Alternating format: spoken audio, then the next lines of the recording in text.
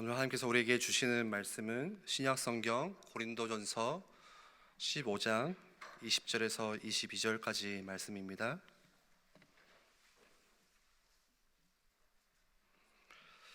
고린도전서 15장 20절에서 22절까지 제가 봉독해 드리겠습니다. 그러나 이제 그리스도께서 죽은 자 가운데서 다시 살아나사 잠자는 자들의 첫 열매가 되셨도다. 사망이 한 사람으로 말미암았으니 죽은 자의 부활도 한 사람으로 말미암는도다. 아담 안에서 모든 사람이 죽은 것 같이 그리스도 안에서 모든 사람이 삶을 얻으리라. 아멘. 우리 이번 주 우리 말씀에도 나왔듯이 고린도전서 15장은 이제 부활장이라는 주제를 가지고 있습니다. 예를 들어서 히브리서 11장은 믿음의 장에서 믿음은 바라는 것들의 실상이에요. 보이지 않는 것들의 증거니 하면서 이로써 믿음의 선진들이 어떻게 살았는지 그 그리스도를 믿는 또 하나님을 믿는 믿음에 대해서 쭉 이렇게 나열하면서 설명을 했다면, 이 고린도서 15장은 부활에 관해서 바울이 계속해서 거듭 강조하면서 전하는 메시지입니다. 지금도 많은 사람들이 부활에 대해서 믿지 못하듯이 이 당시에 바울이 고린도 교회를 향해서 고린도 지역에 편지를 썼던 그 당시에도 많은 사람들이 그리스도의 부활, 몸의 부활에 대해서 잘 믿지를 못했습니다. 그래서 바울이 이 편지를 쓰면서 이 부활에 대해서 자세하게 설명을 하고 있는 것이 바로 15장 말씀이죠. 고린도전서는 아시듯이 고린도시에 있는 바울이 세운 그 고린도 교회를 향해서 쓴 바울이 쓴 편지입니다. 그리고 그 고린도라는 도시는 이제 헬라 문화에서 가장 큰 영향을 받았던 가장 중심지 역할을 했던 곳이 바로 그 고린도라는 도시입니다. 제가 자료를 찾아보니까 고린도를 뭐라고 부르냐면 철학의 도시라고 이렇게 부릅니다. 그만큼 이 고린도 지역 안에 많은 철학자들이 있었고, 또 그런 철학자들이 같이 이 장에 모여서 서로의 그 생각을 같이 포럼하는 그런 것들이 빈번하게 도시마다 일어나는 것을 볼 수 있었고요. 그리고 그 고린도 지역 안에는 많은 사상들이 그렇기 때문에 있었고, 또 많은 궤변들도 있었고, 또 많은 이론들, 많은 주장들이 함께 펼쳐져 있는 곳이 바로 고린도 도시였습니다. 그러면서도 한켠에는 아주 방탕한 도시가 또 고린도 도시입니다. 아주 음란한 도시, 음탕한 도시. 그래서 아프로디테라는 그 여신을 들어보셨죠? 그 그리스 여신의 아프로디테라는 여신의 신전 주변에는 남창들, 남자 창녀들이 수천 명이 그 주변에 살았다는 그 역사의 기록이 있습니다. 그러니까 굉장히 이해할 수 없는 철학도 있으면서 그와 함께 음란이라는 그런 문제도, 쾌락도 같이 있는 도시가 바로 이 고린도 도시입니다. 그런 도시의 크리스천들에게 바울이 편지를 쓴 거죠. 오늘 말씀에 뭐라고 이야기하냐면요, 12절 14절 말씀에 보시면 우리 한번 같이 읽어보겠습니다. 15장 12절 14절 우리 함께 읽겠습니다. 그리스도께서 죽은 자 가운데서 다시 살아나셨다 전파되었거늘 너희 중에서 어떤 사람들은 어찌하여 죽은 자 가운데서 부활이 없다 하느냐. 만일 죽은 자의 부활이 없으면 그리스도도 다시 살아나지 못하셨으리라. 그리스도께서 만일 다시 살아나지 못하셨으면 우리가 전파하는 것도 헛것이요 또 너희 믿음도 헛것이며 라고 말씀합니다. 만약 그리스도께서 다시 살아나지 못하셨다라고 한다면 뭐가 헛것이라고요? 지금 우리가 전파하고 있는 것들, 전달하고 있는 것들이 다 모두 헛것이라는 것입니다. 17절 말씀에도 비슷하게 이야기를 하죠. 그리스도께서 다시 살아나신 일이 없으면, 부활이 없으면 너희의 믿음도 헛되다.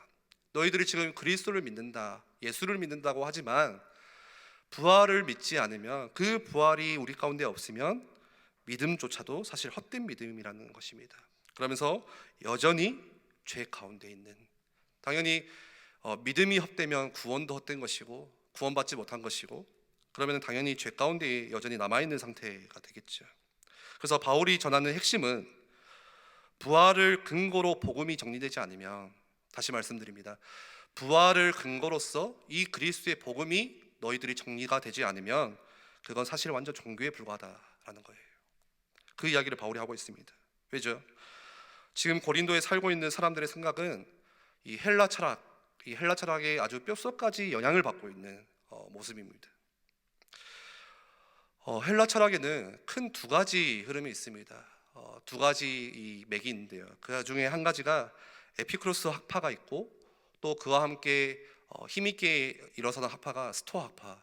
아마 뭔지는 모르지만 들어보셨을 거예요. 스토아, 에피쿠로스. 처음 들으신가요? 이 두 철학자들의 사상이 고린도시에 꽉 차 있었습니다. 그 철학가들이 많았거든요. 그 중에 에피쿠로스 학파들이 뭐라고 생각을 했냐면 이렇게 생각을 했어요. 그 당시 사람들이 인간의 육체라는 것은, 우리가 지금 이 육신이라는 것은 뭐와 같냐? 감옥과 같다는 거예요. 감옥. 그래서 우리는 지금 감옥에 갇혀 있는 것이다. 이 생각을 하고 있었습니다. 그 철학자들이. 그래서 죽음이란 뭐냐? 죽음이라는 것은 감옥에서 나가는 거예요. 그걸 뭐라고 하죠? 출소라고 하죠. 죽음이라는 것은 감옥에서 벗어나는 것이기 때문에 그 죽음은 너무나도 우리에게 환영할 일이다라고 생각을 했습니다. 그래서 별로 그 사람들에게 죽음이라는 것이 별로 두렵지 않았어요. 그러니까 그 사람들이 하는 이야기 중에 이런 이야기가 있었습니다. 어떤 이야기냐? 자료에 보니까 우리가 살아있을 때 죽음은 아직 오지 않았습니다. 걱정하지 마십시오. 그리고 우리가 죽었을 때는 이미 죽음이 나에게서 떠나간 것입니다. 그러니 또 걱정하지 마십시오. 무슨 의미입니까? 무슨 이야기죠? 말 그대로예요. 우리가 살아있을 때는 이 죽음이라는 것을 걱정할 필요가 없는 게, 지금 이 죽음이 나에게 아직 안 왔기 때문에 걱정할 필요가 없고, 아주 간단해요. 철학이 간단해요, 사실. 또 우리가 죽었을 때는 이 죽음이 이미 지나간 거잖아요. 끝난 거잖아요. 죽음이 내게서 떠나갔기 때문에 또 죽음에 대해서 걱정할 이유가 없다는 거예요. 꼭 말장난 같죠. 그래서 살아있을 때 쾌락을 누리며 살아라. 이게 바로 이 철학자들의 핵심이었습니다. 살아있을 때, 지금 이 감옥에서 우리는 갇혀있지만 그 당시 그 순간을 즐겨라. 그래서 왜 그 고린도시에 헬라 철학이 가득하면서 음란이 가득했습니까? 이 철학의 이 흐름을 보면은 금방 이해가 되는 거예요. 그래서 자료를 보니까 그런 철학가들의 사상들, 그런 철학들의 가르침들이 가득했기 때문에 실제로 역사의 한 마게도냐의 한 왕은 그런 철학가들의 수업을 여러 번 들었던 거예요. 그리고 거기에 영향을 받고 감동을 받아서 하루는 길을 가다가 이 돌부리에 발이 걸려서 넘어졌습니다. 그 왕이. 그래서 발가락이 부러진 거예요. 근데 그 왕이 무슨 생각을 하냐? 그 순간에 지금 이 땅의 신 대지가 나를 지금 부르고 있구나. 나를 지금 환영하고 있구나. 그래서 그 자리에서 자살을 해요. 그만큼 죽음이라는 것이 그 사람들이 그냥 너무 기쁜 거, 떠나가는 거. 그런데 그런 사람들에게 지금 바울이 그리스도의 부활을 이야기하니까 도무지 이게 이해가 안 가는 거예요. 아니, 생각해 보십시오. 감옥에서 나가는 일, 출소하는 거, 이거 너무나도 기쁜 일인데 왜 다시 그 감옥에 들어가냐는 거예요. 그게 부활이잖아요. 그러니까 이 고린도시에 있는 사람들에게는 도무지 이 부활이 받아들이기 힘든, 이해할 수 없는 그런 일인 것입니다. 지금 그런 생각들로 꽉 차 있는 고린도시의 교회에게 바울이 쓰는 편지가 뭡니까? 그게 아니라는 거예요. 너네가 지금 거기에 잡혀서 지금 이 순간을, 이 삶을, 쾌락을 쫓아서 살다 보면은 재앙이 온다. 그리스도의 부활을 받아들이지 않으면 너희는 지금 늘 그 사단의 권세에 매어서 살아가는 꼴이 되는 것이다. 그러니까 그리스도의 부활을 받아들여야 된다. 그 이야기를 바울이 하고 있습니다. 그러면은 그 당시 고린도에 살았던 사람들만 부활을 받아들이지 않았습니까? 지금 오늘 이 시대도 마찬가지입니다. 주변을 봐보십시오. 우리 성도님들 주변을 한번 봐보십시오. 얼만큼 사람들이 부활에 관심이 있는가요? 전혀 관심이 없어요. 전혀 생각이 없어요. 심지어는 크리스찬들도 별로 부활에는 관심이 없습니다. 내가 오늘 찬양하고 내가 찬양하다가 은혜 받는 거, 그거는 감격이 돼요. 내가 교회를 맡아서 하니까 보람을 느껴요. 여기에는 우리가 잔잔한 감동과 은혜와 감사도 있고 관심도 있지만 부활에 대해서는 별로 생각을 하지 않습니다. 그래서 거의 대부분 사람들은 어디에 잡혀있냐, 어디에 생각이 잡혀있냐, 내가 이 땅에서 얼마나 행복하게 살 것인가, 이게 그 사람들의 주된 생각이에요. 내가 이 땅에 살아가면서 내 인생을 얼마나 짜릿하게, 얼마나 즐겁게 살 것인가, 얼마나 즐겁게 살 것인가, 그게 지금 오늘날 사람들의 주된 생각이에요. 그냥 오늘 내가 즐거운 게 중요한 거예요. 남이 어떻게 되든 뭐가 어떻게 되든 상관없이 내가 오늘 즐거움을 누릴 수 있으면 그걸로 나는 만족하는 것입니다. 그게 지금 사람들의 생각이에요. 요즘 젊은 사람들을 보십시오. 내세 몰라요. 영혼, 우리의 영적인 어떤 삶, 전혀 거기에는 관심이 하나도 없습니다. 그런 세대에게 교회가 반드시 이야기를 해줘야 되는 거예요. 뭘 이야기해 줘야 됩니까? 내세를 걱정하지 않고 우리의 영혼을 걱정하지 않고 그냥 그렇게 살면 반드시 재앙이 찾아온다고 교회가 이야기해 줘야 되는 거예요. 눈에 보이는 것만 쫓아 살다 보면은 우리 인생에는 반드시 실패가 찾아온다라는 것을 우리 다음 세대들에게 반드시 이야기를 해줘야 되는 것입니다. 그게 바로 교회가 해야 되는 거고, 오늘 바울이 전하는 메시지가 바로 그겁니다. 요즘 뉴스를 보십시오. 진짜 이상한 사건 사고들이 많이 일어납니다. 그 중에 얼마 전에 정말 가슴 아픈 또 한 가지 뉴스는 뭐였냐? 어떤 젊은 사람이 결혼을 했어요. 그리고 애를 낳았어요. 이 애가 두 돌이 채 되지 않았어요. 그런데 이 결혼한 남자는 이 둘 다 이 부부는 고등학교 때부터 그렇게 했죠. 컴퓨터 게임에 굉장히 관심을 많이 있었어요. 거기에 거의 모든 시간을 다 들이고 거기에 빠져 살았던 친구들이에요. 근데 그 친구들이 결혼을 해서 애를 낳고 그러면은 결혼하면 그 문제가 없어지니까 안 없어져요.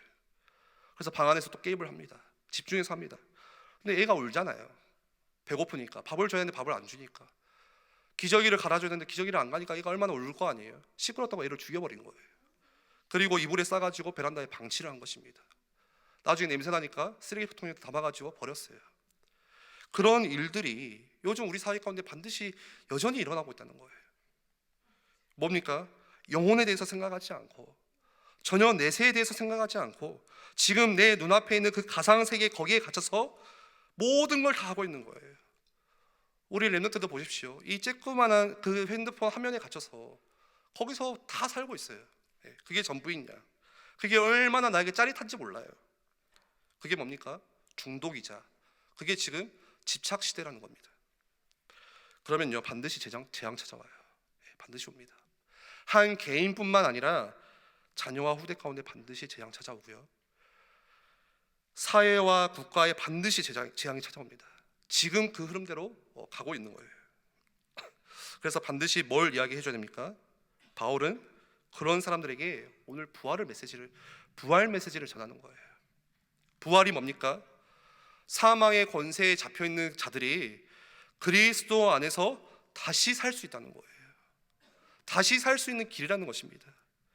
그렇지 않으면 평생을 사망의 권세 아래 잡혀서 매여서 살아야 되는데, 사망의 권세가 끌고 가는 대로, 사망의 권세가 시키는 대로 살아야 되는데, 그 사망의 권세를 완전히 깨뜨리시고 부활하신 그리스도가 선포되지 않으면 평생 거기에 잡혀 살 수밖에 없다는 거예요. 그래서 반드시 이야기를 해줘야 된다는 것입니다.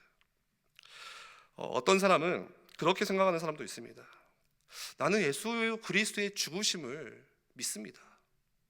그리고 그 예수님께서 이 땅에서 숭고하게 살아가셨던 그 아름다운 삶을 저는 너무 기감합니다.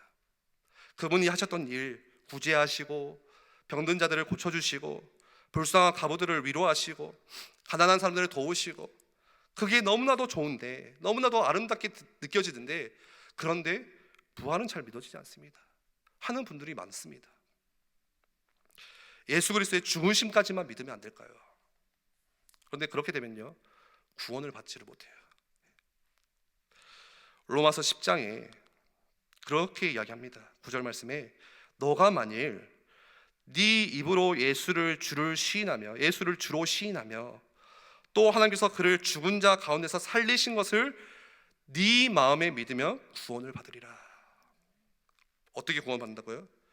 죽은 자 가운데서 다시 살아나신 그 예수 그리스도를 내 마음에 믿을 때, 그 부활을 믿을 때 구원을 얻는다는 거예요. 믿지 않으면 구원을 얻지 못한다는 것입니다. 여러분, 하나님은 이 부활의 메시지를요, 이 성경을 통해서, 그리스도를 통해서 우리에게 보여주시지만, 또 하나님은요 놀라우십니다. 이 땅의 부활의 이 사인들을 이 모든 만물 가운데도 함께 숨겨두셨어요. 그래서 겨울이 지나면 땅이 어떻게 되죠? 다시 살아나는 거예요. 추워서 꽁꽁 얼어있던 죽었던 땅이 따뜻한 봄이 오면 다시 살아나서 싹을 트기 시작해요. 뭡니까? 온 땅이 부활을 다시 이야기하고 있는 거예요. 하나님은 그걸 다 숨겨두셨거든요. 그래서 마틴 루터가 그런 이야기를 했습니다. 우리 주님은 단지 책에만 부활의 약속을 기록해 두시지 않았습니다. 주님은 봄철에 다시 돋아나는 모든 잎사귀에도 그 부활을 기록해 두셨습니다. 부활의 사인을요, 모든 만물에게 하나님께서 다 숨겨두셨다는 거예요. 그러면서 오늘 20절 말씀을 보십시오. 뭐라고 이야기하죠? 20절 말씀에 그러나 이제 그리스도께서 죽은 자 가운데서 다시 살아나사 잠자는 자들이 뭐가 되셨다고요? 첫 열매가 되셨다. 예. 나무를 보시면 꽃이 핍니다. 예. 피어야 될 때 꽃이 핍니다. 그리고 꽃을 피웠다가 그 꽃이 지면서 뭐를 맺죠? 예, 봉우리를 맺어요. 방울이 생겨요. 그러면은 그 방울이 뭐가 됩니까? 열매가 되는 거예요. 첫 열매를 맺습니다. 그러면은 보면서 알게 되는 거예요. 뭘 알게 돼요? 아, 이제 열매들이 막 열리겠구나. 그 첫 열매를 보면서 그걸 보게 됩니다. 수많은 열매들이 한 나무에 엄청나게 열리게 됩니다. 그때부터 첫 열매를 보면서 우리도 앞으로 부활의 축복 가운데 그 은혜 가운데 들어갈 것이라는 것을 보는 거예요. 믿는 거예요. 누구를 통해서요? 첫 열매 되시는 그리스도를 통해서. 그 부활하신 주님이, 그리스도가 어디 계십니까? 지금 우리 안에 함께 계시는 것입니다. 우리는 살아가면서 여러 가지 문제를 만납니다. 그런데 문제 중에 가장 근본적인, 원초적인, 근원적인 문제가 뭡니까? 바로 죽음이라는 문제예요. 예를 들어보세요. 예를 들어볼게요. 나 힘들어서 못 살겠다. 막 이런 이야기 우리 하잖아요. 막 집에 가서 나 힘들어서 죽겠다. 예. 어떤 분은 나 돈이 없어가지고 너무 어렵다, 힘들다, 숨도 못 쉬겠다. 또 어떤 분들은 난 저 사람 때문에 진짜 너무 어렵다. 근데 그렇게 하는 이야기들이 궁극적으로 뭐예요? 지금 먹고 살고 있다는 이야기예요. 예. 지금 살고 있다는 이야기예요.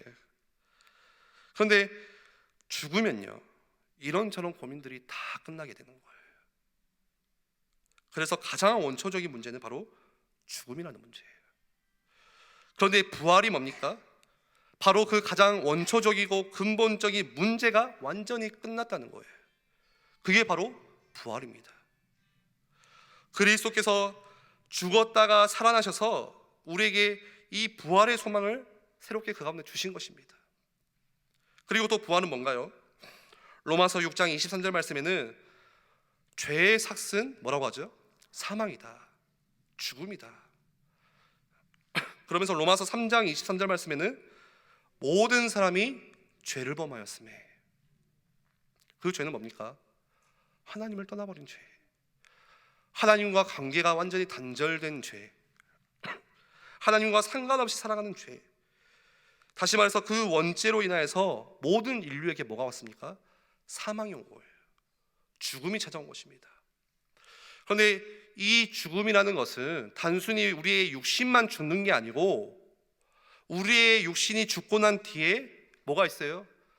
하나님의 심판대 앞에 서야 되고 영원한 형벌 속에 들어가게 되는 영원한 죽음을 같이 담고 있어요. 그냥 우리의 육신의 몸이 죽는 걸로 끝나는 게 아닙니다. 영원한 죽음을 말합니다. 우리의 내세. 그런데 그리스도께서 그 죽음에서 다시 살아나셨다는 것은 뭡니까? 그 죄의 삭은 사망이요 하는 그 죄의 문제, 사망의 문제가 완전히 종결됐다는 것입니다. 그러면서 부활은 뭡니까? 영원히 살 수 있다는 영생을 말씀하시는 것입니다. 로마서 6장 23절 말씀에 모든 사람들이 죄 속에 빠져 있는데 어떤 일이 일어났냐면, 그 뒤에 하나님의 은사는 그리스도 예수 우리 주 안에 있는 영생이니라. 하나님의 은사가 들어와서 그리스도 예수 안에 있는 그 영생, 영원히 살 수 있는 생명을 우리 가운데 은혜로 주셨다는 것입니다. 모든 축복이 다 그 안에 들어있는 거예요. 그래서 다시 정리하자면, 부활신앙이 우리 가운데 들어오면요, 부활하신 주님이 내 안에 계시면요, 가장 이 원초적인 문제, 죽음이라는 문제가 다 끝났는데, 지금 내게 이 삶의 여러 가지 문제들, 이런저런 고민들, 크고 작은 문제, 경제적인 문제, 대인관계 문제, 그거 역시도 다 끝났다는 이야기예요. 왜요? 원초적인 근본적인 문제가 끝났기 때문에. 가장 근본적인 문제도 끝냈는데 괜찮다는 이야기예요. 그래서 우리에게 이 부활 신앙이 확실해지면 이런 문제 저런 문제 다 와도 괜찮은 거예요. 문제의 근원이 끝났기 때문에. 사망의 권세를 완전히 무너뜨리시고 부활의 첫 열매가 되셔서 우리 모두를 살려주셨어요. 그래서 더 이상 그 문제에 대해서 필요 이상으로 우리가 두려움에 떨 필요가 없다는 것입니다. 한번 생각해 보세요. 우리는 살아가면서 얼마나 많은 두려움에 떨고 삽니까? 심지어 예배를 나오지만 예배를 나오면서도 우리의 마음이 불안할 때가 참 많아요. 예배에 나오면서도, 예배를 드리면서도 여전히 우리 마음 가운데 불안한 마음은 남아있어요. 내 미래가 어떻게 될까? 이 미래에 대한, 앞날에 대한 불안함이 분명히 있고, 겨우 지금 내가 이 자리를 이렇게 잡았는데 혹시 내가 쌓아놓은 이 것들이 무너지면 어떡할까? 내 사업하시는 분들은 이게 엄청난 스트레스라고 하더라고요. 이 공무원들보다. 이 사업이 갑자기 나에게 어떤 문제로 다가오면 어떡할까? 그런 불안함들, 또 뭐 건강에 대한 두려움들, 이런저런 많은 염려와 걱정을 가지고 예배의 자리에 나옵니다. 그런데 우리가 나는 예수 잘 믿는다고 해서 두려운 게 없나요? 저는 예수님 잘 믿습니다, 걱정하는 거 하나도 없습니다. 그것은 거짓말이에요. 거짓말이거나 원래부터 조금 그렇게 무디게 태어났거나. 그래서 포럼할 때 성도님들 중에 예수 믿는데 뭔 두려워, 난 하나도 안 두려워 하면서 팔을 보세요. 손을 떨고 있어요. 입술이 막 덜덜덜 떨려요. 막 다 거짓말이에요. 원래 무디게 태어났거나, 그거는 믿음하고 전혀 상관없는 문제예요. 목사라고 해서, 제가 목사라고 해서 날마다 할렐루야 하면서 막 하나님 찬양합니다 막 그러면서 나는 두려움이 하나도 없어요, 그 완전 거짓말이에요. 목사도 여전히 두렵습니다. 어떤 면에서는 더 두려워요. 이 영적인 세계, 영적인 전쟁이 있다는 것을 알다 보니까 훨씬 더 두렵더라고요. 섰다고 생각할 때 혹시 넘어지지 않을까? 혹시 내가 또 그 사단의 죄의 유혹 가운데 내가 걸려 넘어지진 않을까? 그런데 부활 신앙을 가진 자는 뭐가 있는 거예요? 나 두려움이 없어, 나 걱정이 없어, 그게 아니라 그 두려움이 있어도 그 두려움을 완전히 전화위복할 수 있는, 그 두려움을 완전히 뒤엎을 수 있는 뭐가 있는 거예요? 기쁨이 반드시 그 속에서 찾아온다는 거예요. 그게 부활 신앙을 가진 오늘 우리들의 삶입니다. 두려움이 있어요. 염려되는 게 여전히 있어요. 내 마음에 지금도 근심되는 게 분명히 남아있어요. 예수님을 믿는 우리 모두도 이 땅에서 불안하고 염려가 많고 두려움도 많고 근심이 많지만 우리에게 뭐가 있습니까? 부활 신앙을 가진 자는 그 두려움을 제거해 주시는 능력자 되시는 예수 그리스도가 지금 우리와 함께 있다는 거예요. 그 모든 문제의 근원을 완전히 끝내신 그분이 지금 우리와 함께 있다는 거예요. 거기서 뒤엎는 기쁨이 우리 가운데 찾아온다는 겁니다. 예배할 때, 주님을 바라볼 때. 그래서 오늘 말씀의 제목을 그 두려움이 변하여. 옛날 우리 어른들이 자주 부르던 그 찬송가 18번 뭐죠? 370장. 주 안에 있는 나에게 뭐라고 하죠? 딴 근심이 있으랴. 십자가 밑에 나아가 내 짐을 풀었네. 그 찬양을 너무너무 많이 불렀어요.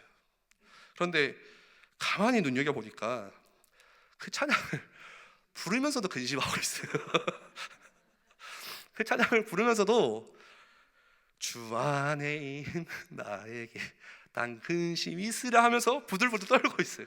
여전히 근심하고 있어요. 그러면 그게 위선인가요? 그게 거짓말이에요? 아니에요. 3절의 가사가 그걸 뒷받침을 해줘요. 뭡니까? 그 두려움이 변하여 내 기도 되었고 전날의 한숨 변하여 내 노래 되었네. 전날까지 두려웠어요. 우리가 바로 직전까지는 우리가 염려가 있었어요. 그런데 그 두려움을 완전히 덮어버릴 수 있는, 뒤엎을 수 있는 그 능력자 되시는 그리스도로 말미암아 한편은 내가 두렵고 여전히 염려가 되는데 순간순간 그걸 뒤덮는 기쁨, 그걸 주시는 주님이, 그 부활의 주님이 지금 나와 함께 하신다는 거예요. 그게 우리 신앙생활입니다. 말씀을 마무리하겠습니다. 우리는 지금 이 땅에 발을 딛고 살아가지만 여러 많은 문제, 두려움, 근심, 걱정 가득한 그 세상에서 오늘 우리 살아가고 있어요. 오늘 예배를 나오면서도 여러 가지 어떤 성도님들은 말할 수 없는 근심과 걱정과 두려움과 그런 것들을 가슴에 안고 또 이 시간 이 예배 자리에 나오실 분들도 계실 겁니다. 그런데 기억하십시오. 부활하신 주님이 지금 나와 함께 하세요. 엠마오로 가는 그 두 제자, 예수님께서 죽으셨다라고 그 소식을 듣고 실망해서 다시 자기가 살던 고향으로 다시 그냥 나는 고기 잡으러 가련다 그렇게 떠나가던 두 제자에게 예수님이, 부활하신 예수님이 찾아오셨어요. 그날 밤 함께 걸으시면서 다시 이야기를 해주시고 다시 말씀을 알려주시고 그러면서 그 두 제자가 뭘 고백합니까? 그때 우리의 마음이 뜨겁지 아니하더냐. 다시 마음을 뜨겁게 해주시는 그 주님, 그게 바로 보혜사 성령님의 사역 아닌가요? 뭐예요? 우리에게 가르치시고 우리에게 다시 생각나게 하시고 우리를 다시 깨닫게 하시는, 또 우리를 의의 길로 인도하시는 그 보혜사 되시는 성령 주님이 지금 우리 안에 함께 하시기에 예수님께서 뭘 약속하셨죠? 보혜사 성령이 너에게 올 것이다. 언제요? 내가 죽고 나서 부활한 후에 하나님이 약속하신 그 보혜사 성령을 너에게 보내주실 것이다. 그 전에는 누가 보혜사셨어요? 예수님이 보혜사셨어요.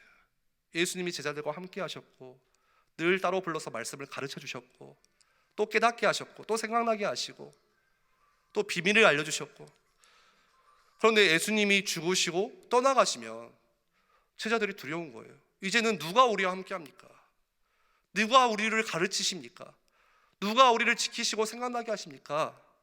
라고 할 때 보혜사 성령께서 너희들을 버려두지 않으시고 영원토록 내가 너희와 함께 할 것이다. 그 약속을 부활의 소망 가운데 우리에게 주셨다는 거예요. 그분이 우리와 함께 하시기 때문에 우리는 이 땅에 살지만 뭐 하는 겁니까? 이 땅에 잠깐의 것, 잠깐 있다가 사라질 것에 소망을 두고 희망을 두고 사지 않습니다. 세상의 모든 사람들은 잠깐의 이 땅에 있는 즐거움, 이 땅에 있는 쾌락, 이게 전부이냐 그것만 바라보고 그 즐거움만을 추구하면서 살아가지만 우리는요, 구별된 사람들이에요. 영원한 거, 영원한 가치, 뭡니까? 영생이라는 거, 부활의 소망이라는 거. 그래서 우리는 이 땅을 살아가지만 이 땅을 바라보면서 살아가는 사람이 아니라 하늘을 바라보면서 그 하늘의 소망, 천국의 소망, 부활의 소망을 가지고 오늘을 살아가는 것입니다.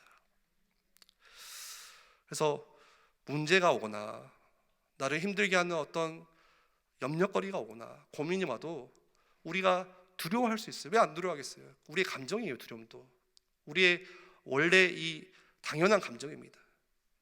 근데 우리가 거기에 끝까지 사로잡히지 않는 이유는 그 부활하신 주님이 나와 함께 하시고 그 속에서 그것들을 완전히 뒤엎는 기쁨을 우리에게 허락하시고 이제는 우리가 이 땅에 소망을 두는 것이 아니라 영원한 하늘의 것에 소망을 두고 살아가기 때문에, 그 믿음이 있었기 때문에 많은 순교자들이 죽음을 두려워하지 않고 주님께 목숨도 내놓았습니다. 우리 이번 한 주간 우리 부활주일을 맞아서 다시금 이 은혜를 깊이 묵상하기를 간절히 원합니다. 또 우리가 부활주일이기 때문에 한 번에 그치는 것이 아니라 늘 부활과 나의 삶, 부활과 또 내가 앞으로 걸어갈 나의 인생, 내가 섬기는 교회, 또 내 후대들을 같이 연결지어서 그 축복들을 마음껏 누리시기를 주의 이름으로 축원드립니다. 우리 함께 같이 기도하겠습니다. 함께 기도할 때 하나님, 부활의 소망을, 부활의 신앙을 우리에게 주시니 감사를 드립니다. 많은 사람들이 하나님을 떠나서 사망의 권세 아래 사단의 종으로 매여서 살아가고 있는데, 우리를 그 근원 문제, 이 원죄 문제, 이 모든 문제, 이 원초적인 문제에서 우리를 완전히 끄집어내시고 우리에게 영원한 생명을 허락하여 주시니 감사를 드립니다. 우리가 이제는 그 영원한 소망을 가지고 살아가는 주의 거룩한 백성으로 설 수 있도록 역사해 달라고 우리 이 시간 말씀 붙잡고 함께 합심으로 기도하겠습니다.